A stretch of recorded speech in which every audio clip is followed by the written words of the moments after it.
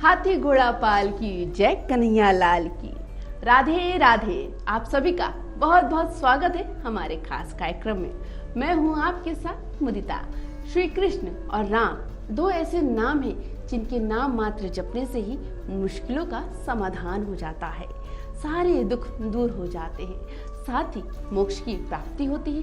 कान्हा के जन्मोत्सव पर हम आपको ऐसी कथा सुनाएंगे जिनका जिक्र पुराणों और शास्त्रों में मिलता है।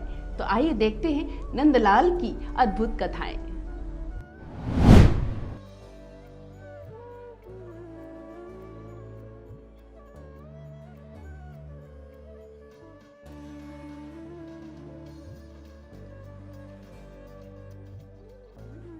श्री नारायण हर युग में पापियों का नाश करने के लिए अवतार लिया, लेकिन नारायण का श्री कृष्ण रूप सभी अवतारों में अलग है। जब भगवान ने श्री राम के रूप में अवतार लिया था, मर्यादा पुरुषोत्तम कहलाए थे, लेकिन जब श्री हरि श्री कृष्ण रूप में आए तो उनके अनेक नाम हुए।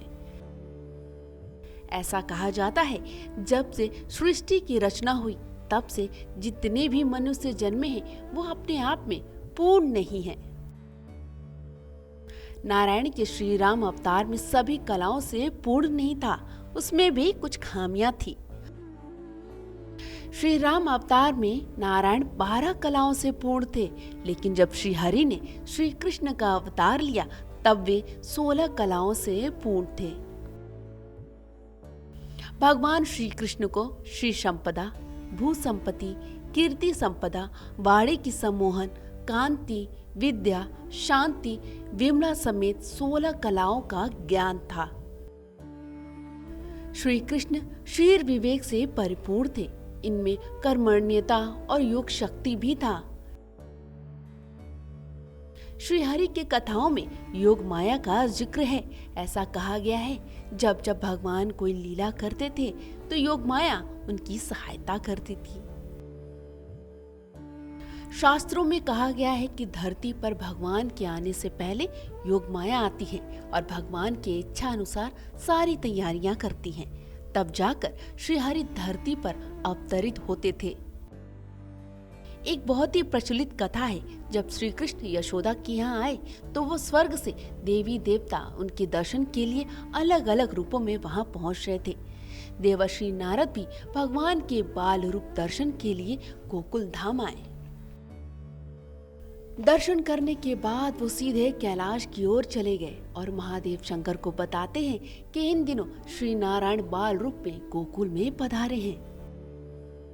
तब महादेव शंकर अपने आप को रोक नहीं पाते हैं और सन्यासी के भेष में नारायण के बाल रूप दर्शन करने यशोदा के द्वार पहुंच जाते हैं।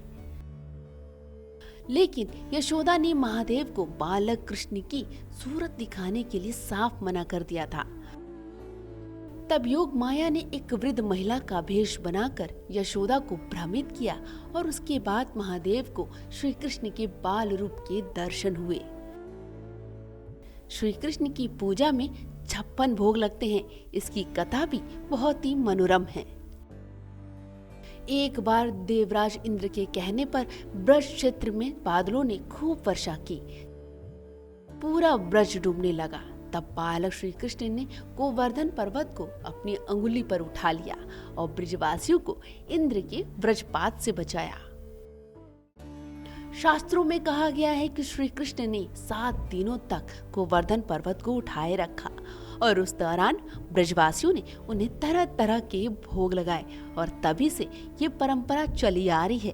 भगवान को 56 भोग का प्रसाद चढ़ाया जाता है।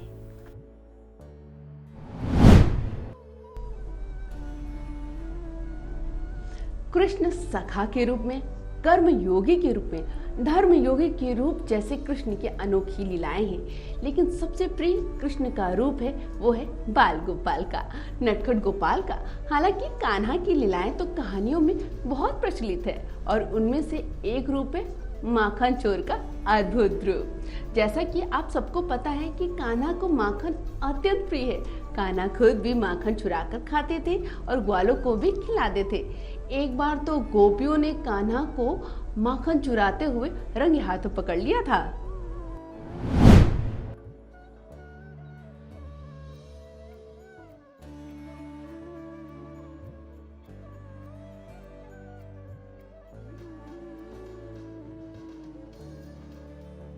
श्री नारायण ने कृष्ण रूप में अवतार लिया तो उन्होंने कई लीलाएं की। श्री कृष्ण की लीलाओं का आदि, मध्य और अंत नहीं है।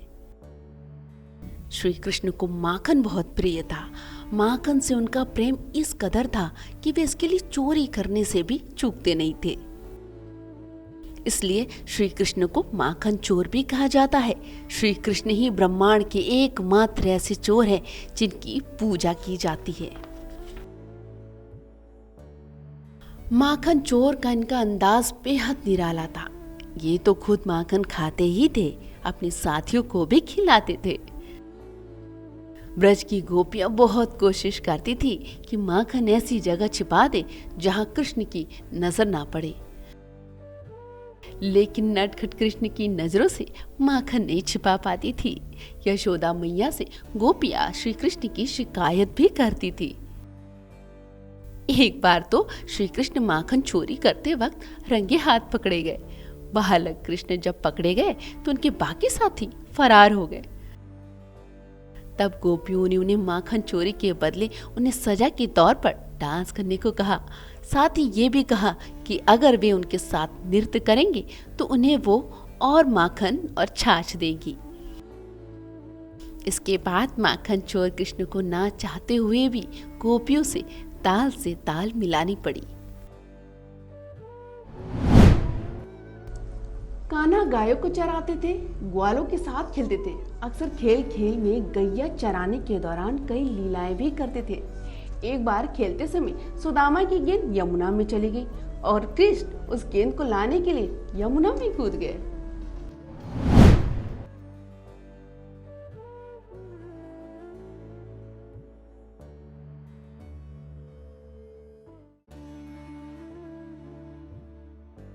श्री कृष्ण को गायों से काफी लगाव था। नंद बाबा की 1,00,000 गाय थी। बचपन में श्री कृष्ण गाय चराने जाते थे। ऐसा कहा जाता है जब गाय दूर जंगल में चली जाती थी तो वे बंसी बजा देते थे, सभी गाय वापस चली आती थी। एक बार श्री कृष्ण अपनी सखाओं संग गेंद खेल रहे थे और उनकी गेंद यमुना नदी में चली गई। ग्वाल श्री कृष्ण से गेंद वापस लाने की मांग करने लगते हैं। तब श्री कृष्ण यमुना में कूद जाते हैं, जहां उनका सामना कालिया नाग से होता है, क्योंकि उन्हें मालूम था नदी का वो इलाका कालिया नाग का है।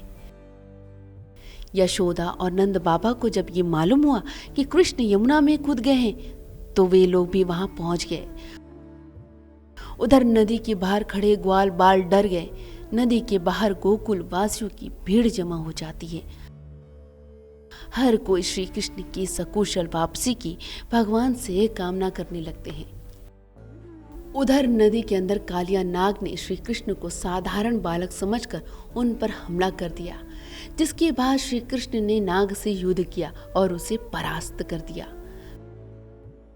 जब विषधर को पता चला कि श्री कृष्ण स्वयं नारायण है तो उसे अपनी गलती का एहसास हुआ और वे खुद अपने फन पर श्री कृष्ण को बिठाकर नदी के बाहर छोड़ने आता है, जिसके बाद श्री कृष्ण ने कालिया नाग के फन पर नृत्य किया। ऐसा माना जाता है कि नारायण के अद्भुत नृत्य को देखकर महादेव शंकर भी अपने आप को रोक नहीं पाए और वे नृत्य करने लगे थे। और इसी तरह से खेल खेल में ही श्री कृष्ण ने गोकुल वासियों को कालिया नाग के खौफ से मुक्ति दिलाई। श्री कृष्ण ने सबको प्रेम करना सिखाया, गोपियों के साथ रासलीला की। साथ ही कृष्ण राधा का प्रेम अमर है। कहा यह जाता है जब बंसी की धुन छेड़ते थे, बंसी बजाते थे तो गोपियां मंत्रमुग्ध होकर उन्हें सुनती रह जाती थी।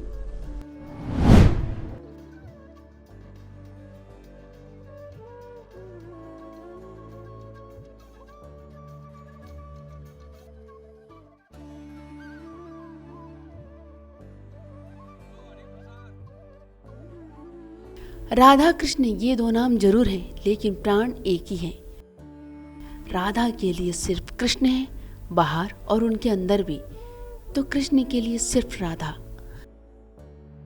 दोनों के प्रेम को कौन नहीं जानता, लेकिन हर कोई इस प्रेम की गहराई समझ जाए ये भी जरूरी नहीं।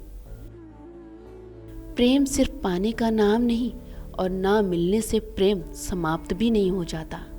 ऐसा ही प्रेम है राधा कृष्ण का। माना जाता है राधा रानी का इस दुनिया में प्रकट होना कृष्ण की ही इच्छा थी। मथुरा शहर से लगभग 10 किलोमीटर दूर एक छोटा सा गांव था रावल, जहां बाल रूप में प्रकट हुई थी राधा, जिन्हें वृषभानु ने पाला। राधा ने उस वक्त तक अपनी आंखें नहीं खोली जब तक श्री कृष्ण के दर्शन ना हो गए। वक्त बीतने के साथ राधा और कृष्ण का प्यार गहराता गया। बरसाने से कुछ किलोमीटर दूर वन में पहली बार राधा कृष्ण अकेले में मिले, जहां कृष्ण ने राधा के बालों को फूलों से सजाया। वृंदावन का कण कण दोनों के प्रेम का प्रतीक है। यही यमुना के किनारे श्री कृष्ण ने रासलीला रचाई थी, जिसकी चर्चा युगों युगों तक होती रहेगी। ये अटूट भक्ति और प्रेम का संगम था। जब राधा और कृष्ण साथ होते तो हर तरफ उत्सव होता। जब दोनों दूर हुए तो मौन। ना राधा ने कुछ कहा, ना कृष्ण ने। बस कान्हा ने अपनी राधा से इतना वादा लिया कि ना तो तुम रोना, ना ही मुझे याद करना। राधा ने भी हाँ में सिर्फ सिर हिलाया और दोनों दूर दूर हो गए। श्री कृष्ण कर्मभूमि मथुरा के लिए निकल गए, फिर लौटे नहीं। लेकिन राधा के लिए मानो कृष्ण उनसे दूर ही नहीं हुए, बल्कि उनके वजूद का हिस्सा बन गए। Bureau report, news watch India.